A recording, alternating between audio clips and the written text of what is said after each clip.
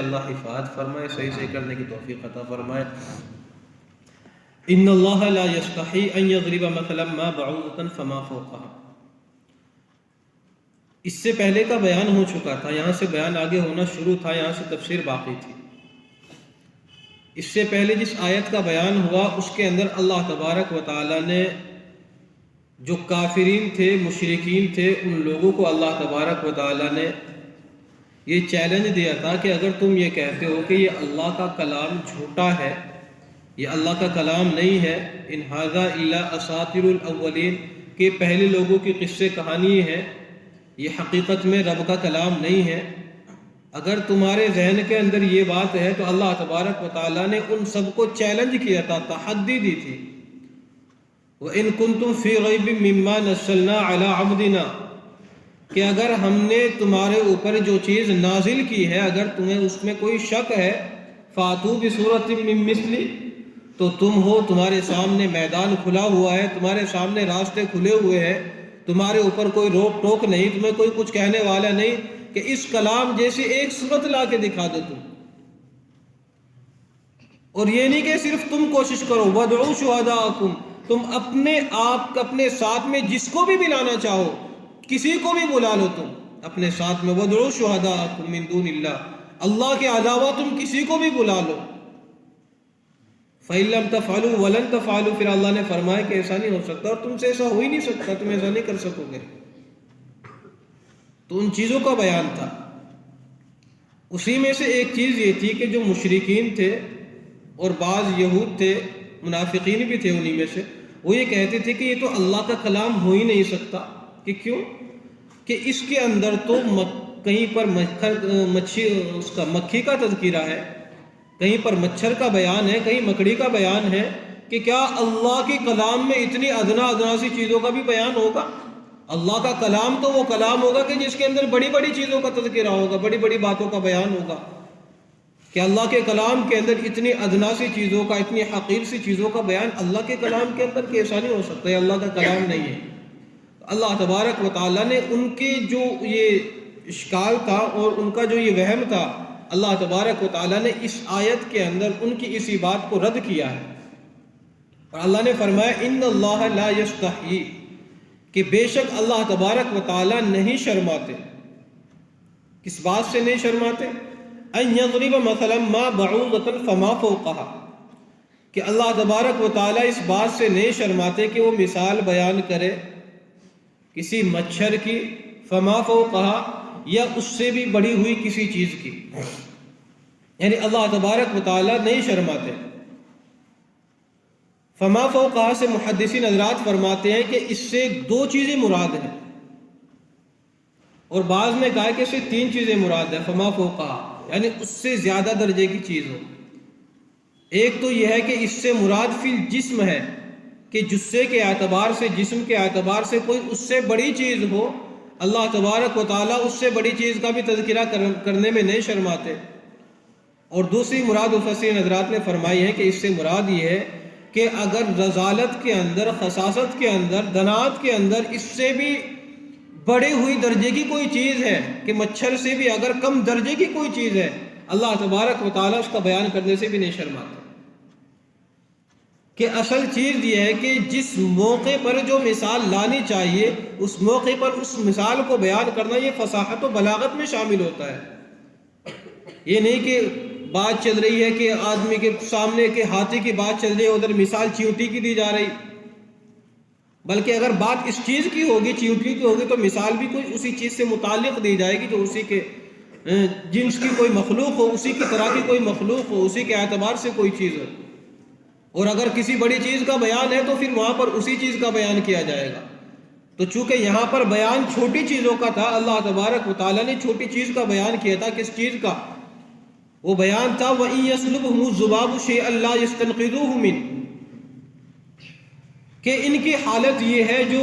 تمہارے سامنے جو بت ہے، اللہ تبارک و تعالیٰ نے ان کی مثال بیان فرمائی تھی کہ ان بتوں کی مثال ایسی ہے کہ اگر ان کے سامنے سے کوئی مکھی آ کے کوئی پرساد کا دانہ ہی اٹھا کے لے کے چلی جائے، کوئی چیز ان کے سامنے سے اٹھا لے،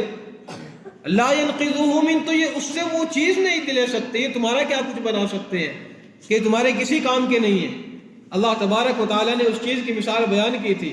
اور اللہ تبارک و تعالیٰ نے ایک مثال بیان کی تھی وَإِنَّ أَوْهَنَ الْبُيُوتِ لَبَيْتُ الْعَنْكَبُوتِ، کہ ان لوگوں کی مثال ایسی ہے۔ غیروں کے بارے میں اللہ تبارک و تعالیٰ نے کچھ چیزوں کا بیان کیا تھا، پھر اسی میں اللہ تعالیٰ نے فرمایا تھا کہ یہ مثال ایسی ہے کہ جیسے مکڑی کا جو گھر ہوتا ہے، مکڑی کا جو جالا ہوتا ہے، وہ ایسی مثال ہے ان کی، اور مکڑی کا جو گھر ہوتا ہے، اس کا جو جالا ہوتا ہے، وہ گھروں کے اندر سب سے کمزور گھر ہوتا ہے کہ آدمی اس کو پھونک سے اڑا دے، آدمی اس کو ذرا سی انگلی لگا کے، ذرا سا تنکا لگا کے گرا دے، کہ ان کی مثال ایسی ہی ہے۔ تو اس چیز پر ان لوگوں نے اعتراض کیا تھا کہ اللہ کا کلام کیسے ہوگا؟ اللہ نے اس کا یہاں پر جواب دیا کہ اللہ تبارک و تعالیٰ کوئی چاہے بڑی چیز ہو، چاہے کوئی چھوٹی چیز ہو، جناب کے خصاصت کے اعتبار سے کسی بھی ہو،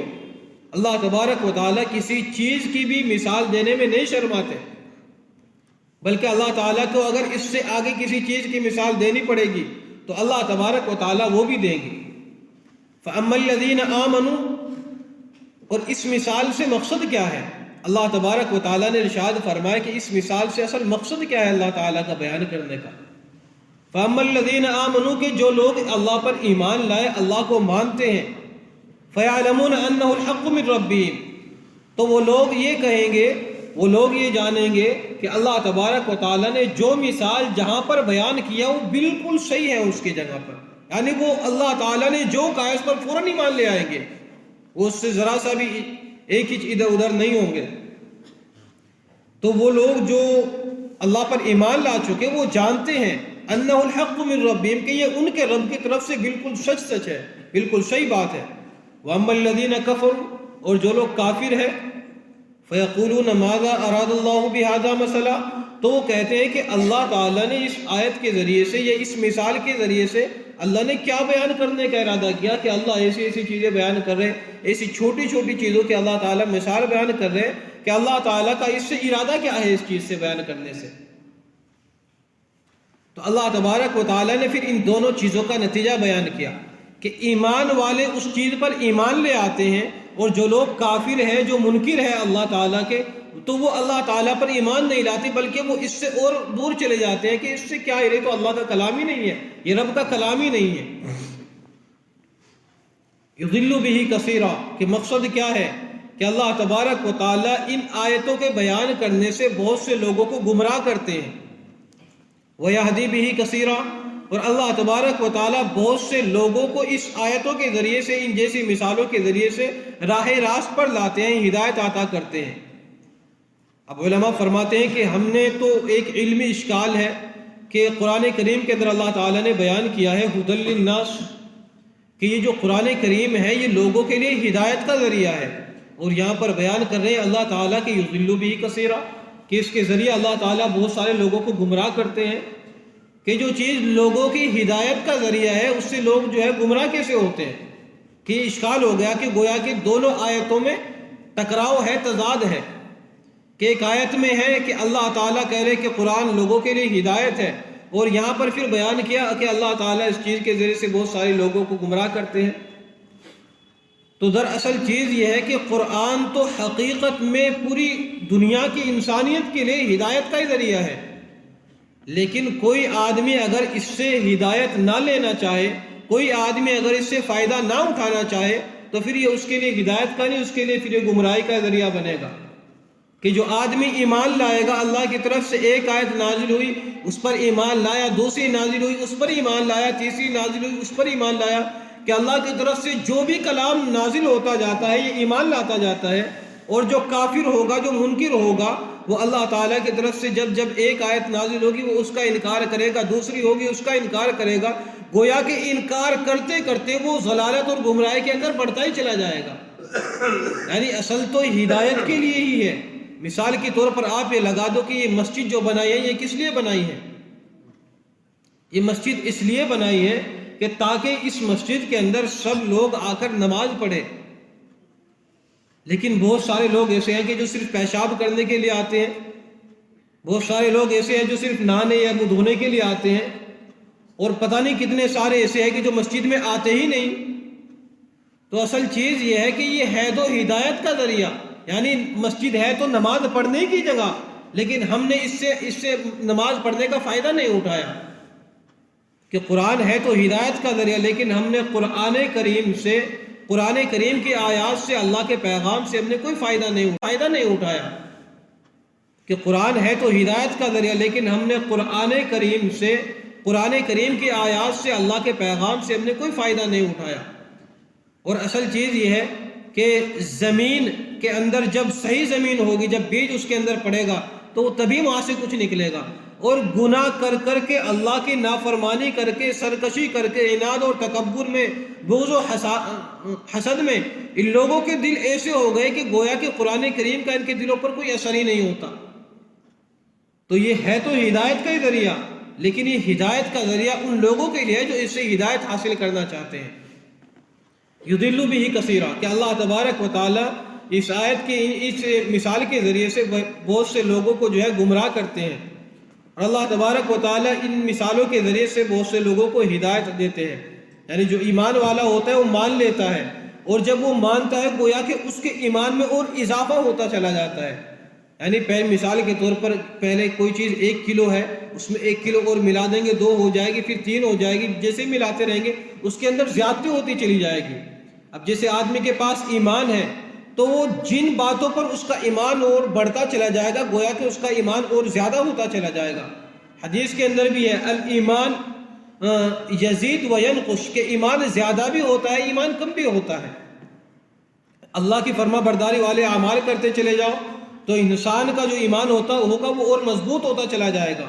اور اللہ کی نافرمانی کر کے شروع کر دے کہ ایک آدمی ایک وقت کی نماز چھوڑ کے دیکھ لے کہ دوسری وقت میں آنے کے لیے اس کے لیے بڑی مشکل ہو جائے گی، لیکن اگر وہ ایک وقت میں آیا اللہ اس کو دوسرے میں آنے کی توفیق دے گا، دوسری سے تیسری میں 5 وقت کا نمازی ہو جائے گا۔ پھر اللہ اس کے ذہن میں خیال ڈالے گا کہ تو دیندار بن جا، کہ تو اپنے چہرے پہ داڑھی سجا لے۔ پھر اس کے ذہن میں اور چیز آتی چلی جائے گی کہ میں اپنے گھر کو دین کا ماحول دوں، میں اپنے معاشرے کو دین کا ماحول دوں، اور آگے دین کے مسئلہ و مسائل میں، دین کی چیزوں میں بڑھتا چلا جائے گا۔ ایک وقت آئے گا اس کو فکر ہوگی کہ میں اللہ کے سامنے راتوں کو کھڑا ہوں، میں اللہ کے سامنے تہجد پڑھوں۔ تو آدمی کا گویا کہ ایمان جو ہے وہ ایک اعلیٰ درجے کا ہوتا جا رہا ہے، بڑھتا جا رہا ہے۔ تو یہی چیز اس کے اندر بیان ہے۔ وَمَا يُضِلُّ بِهِ إِلَّا الْفَاسِقِينَ، اور اللہ نے یہاں پر ارشاد فرمایا کہ یہ جو اس جیسی آیتیں ہیں، یہ جو اس جیسی چیزیں ہیں کہ اصل ان چیزوں سے فائدہ کس کا ہوتا ہے، نقصان کس کا ہوتا ہے۔ ان چیزوں سے فائدہ ایمان والے اٹھاتے ہیں، اور ان چیزوں سے جو نقصان ہوتا ہے، جو گمراہ ہوتے ہیں ان آیتوں سے یا ان جیسی مثالوں سے، وہ فاسق لوگ ہوتے ہیں۔ فاسق کسے کہتے ہیں؟ علماء فرماتے ہیں کہ فاسق کی 2 تعریفیں ہیں۔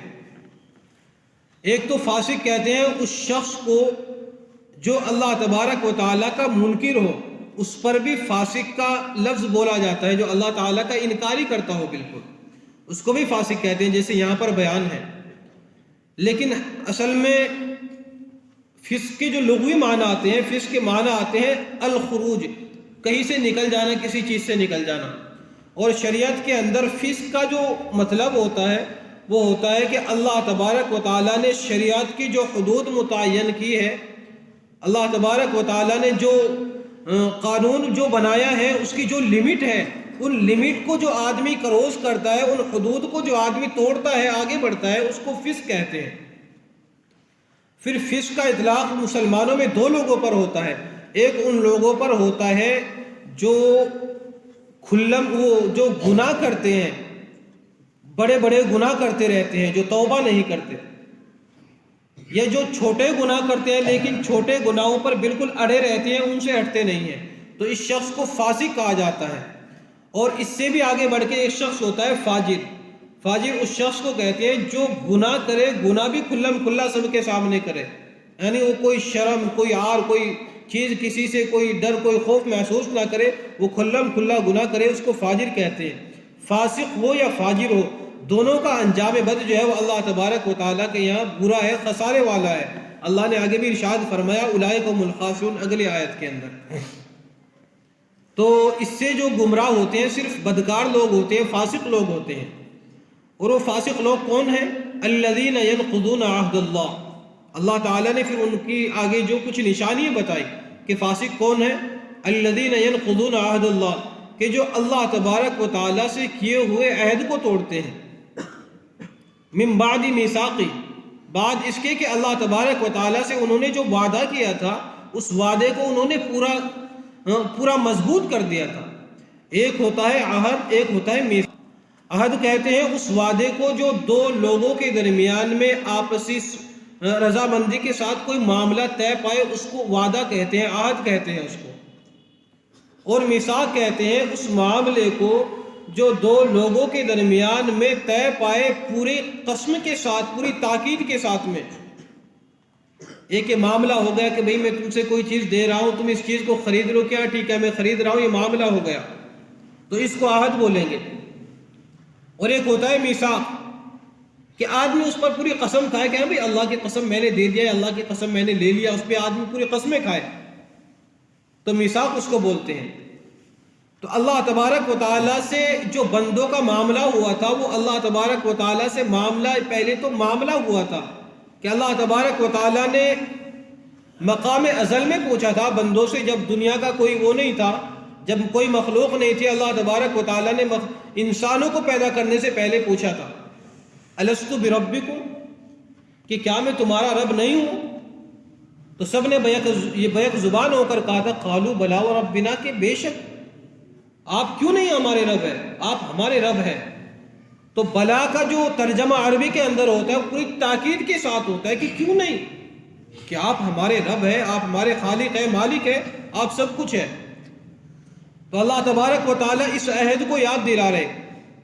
کہ اس وقت جو عہد اللہ تعالیٰ سے لیا تھا، عہد الست جسے کہا جاتا ہے، کہ اللہ تعالیٰ سے وہ وعدہ پورا کرنے کے بعد پھر تم نے دنیا کے اندر آ کر اللہ تعالیٰ سے کیے ہوئے وعدے کو توڑ دیا۔ اور وہ توڑ کیسے دیا؟ کہ اللہ تعالیٰ کو جب رب تبھی تسلیم کریں گے، رب تبھی ماننا ہوگا جب اللہ تعالیٰ کی ساری باتوں کو ہم مانیں گے۔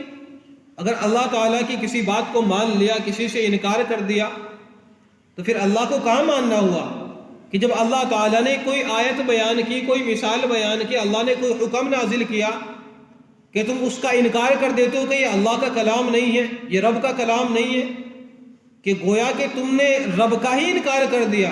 چونکہ جب تم رب کی بات نہیں مان رہے تو پھر رب کا اقرار کر کے کیا فائدہ؟ تو اللہ سے جو تم نے عہد کیا تھا اس وقت کہ آپ ہمارے رب ہو، تو گویا کہ ان لوگوں نے جو ان جیسی جو مثالیں بیان کی جاتی ہیں اس پر جو ایمان نہیں لاتے، ان لوگوں کی یہ حالت ہے کہ انہوں نے اللہ سے کیے ہوئے اس وعدے کو توڑ دیا۔ الذین ينقضون عہد اللہ من بعد میثاقہ، یہ ہمیں یاد نہیں ہے عہد الست۔ بعض صحابہ کرام کے بارے میں آتا ہے، حضرت عمر کے بارے میں آتا ہے کہ اللہ تبارک و تعالیٰ نے جب عہد الست کیا تھا کہ وہ میرے آج تک یاد ہے کہ وہ اللہ تعالیٰ نے وعدہ کیا تھا، یعنی یہ شاید کسی اور شخص کے بارے میں ہے یا کسی نبی کے بارے میں ہے کہ اللہ نے جو وہ اس وقت عہد لیا تھا، کہ وہ عہد مجھے آج تک یاد ہے کہ اللہ نے عہد لیا تھا۔ تو بعض لوگوں کو اللہ نے زندگی کے اندر بھی ان کی دکھایا بھی ہے کہ ان کو بعد میں یاد بھی رہا ہے، تو اللہ نے اسی کا بیان کیا۔ وَيَقْطَعُونَ مَا أَمَرَ اللَّهُ، اور وہ قطع کرتے ہیں اس چیز کو جس چیز کا اللہ نے جوڑنے کا حکم دیا، أَن يُوصَلَ، اللہ نے حکم دیا۔ اس چیز کے اندر علماء فرماتے ہیں، مفسرین حضرات فرماتے ہیں کہ ساری کی ساری عام چیزیں اس کے اندر، خاص بھی ساری داخل ہے اس کے اندر،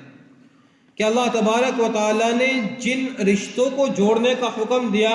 خواہ وہ اپنے گھر کے رشتے ہو، ماں باپ کا رشتہ ہو، بھائی بہن کا رشتہ ہو، یا ماں بیٹی کا رشتہ ہو، یا جو اپنے پڑوسی ہیں ان سے رشتہ ہو، یا جو اپنے رشتہ دار ہیں ان سے رشتہ ہو، یا ایک مسلمان کا دوسرے مسلمان سے رشتہ ہو، یا آپس میں معاشرے کے اندر رہنے والے جتنے بھی افراد ہیں ان ساروں کا جو ہے آپس میں جوڑنے کا جن تعلقات کو حکم ہے، ان کو جو شخص بھی توڑتے ہیں ان تمام کے تمام رشتوں کے بارے میں آتا ہے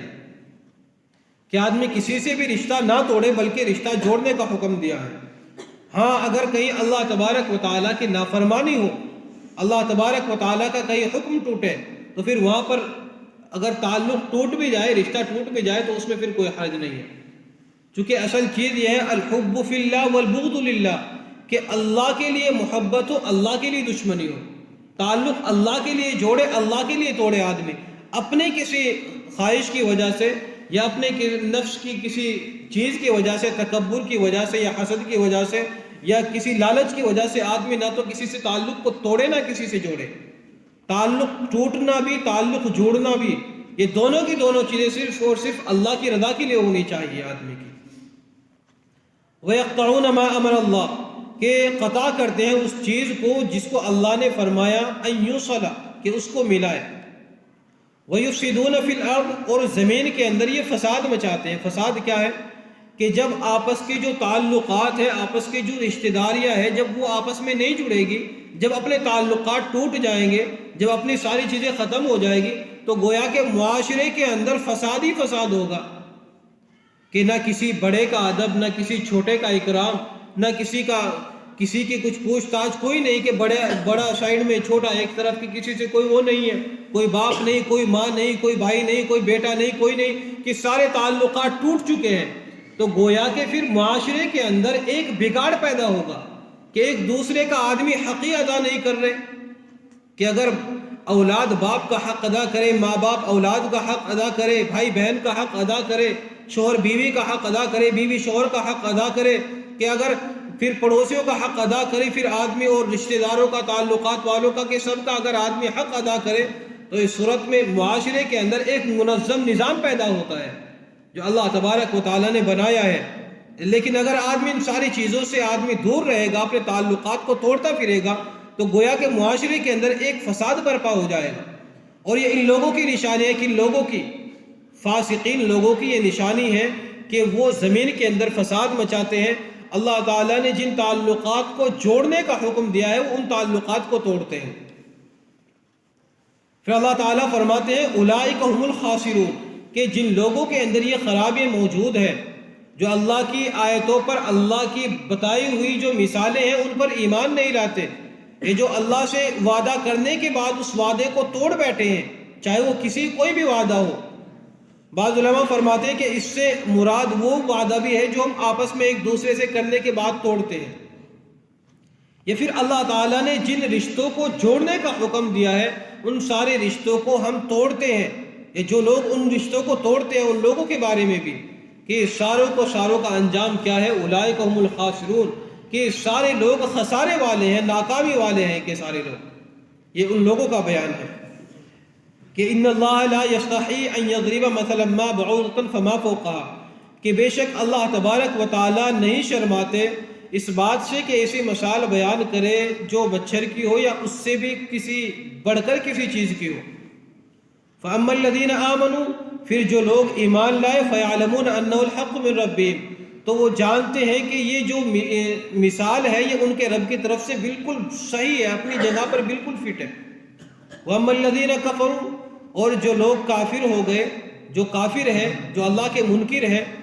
فَيَقُولُونَ مَاذَا أَرَادَ اللَّهُ بِهَذَا مَثَلًا، تو وہ کہتے ہیں کہ اللہ نے اس مثال کے ذریعے سے کیا بیان کرنے کا ارادہ کیا، کہ اللہ کا کیا مطلب تھا اس مثال کے بیان کرنے سے.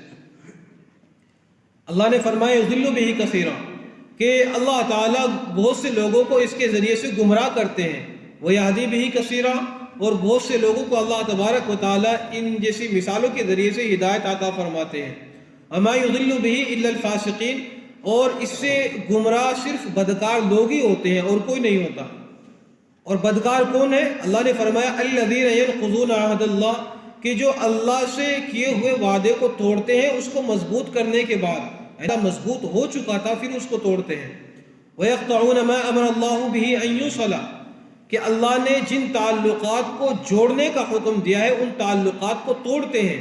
وَيُفْسِدُونَ فِي الْأَرْضِ، اور زمین کے اندر، ملک کے اندر فساد مچاتے ہیں. اولئک هم الخاسرون، یہی لوگ خسارے والے ہیں. یہاں تک ان لوگوں کا بیان تھا. اللہ تبارک و تعالیٰ نے پھر اس آیت کے بعد آگے ان لوگوں کا بیان کیا ہے کہ جو اللہ تبارک و تعالیٰ کی آیتوں کو دلائل کے ذریعے سے، اللہ تعالیٰ کو دلائل کے ذریعے سے نہیں مانتے. اللہ تبارک و تعالیٰ نے پھر اگلی آیت میں ان لوگوں کو اپنے احسان جتلا کر، اپنے احسان بتا کر، احسان گنوا کر کہا کہ کم سے کم کوئی آدمی، ایک ناشکرہ بھی آدمی ایسا ہوتا ہے کہ اگر ایک جانور کی بھی ایک ایسی ہے کہ اگر ایک کتے کو بھی ٹکڑا ڈال دے تو وہ بھی اس کا مالک کا فرما بردار ہو جاتا ہے. تو انسان پر اللہ تبارک و تعالیٰ نے جتنے انعامات کیے، جو احسانات کیے، بہت زیادہ ہے. اللہ نے پھر آگے آیت میں ان احسانات کا ذکر کیا ہے. انشاءاللہ وہ آئندہ جمعہ بیان ہوگی. ایک چیز تھی جس کا ذہن میں آیا کہ کچھ بھائی یہ پوچھ رہے تھے کہ اللہ کے نبی کی حدیث ہے، اس میں کچھ لوگوں میں آپس میں بحث و مباحثہ ہو رہا تھا. اصل چیز تو یہ ہے کہ بحث و مباحثہ جو ہوتا ہے وہ علم کو کی جو نورانیت ہے اس نورانیت کو ختم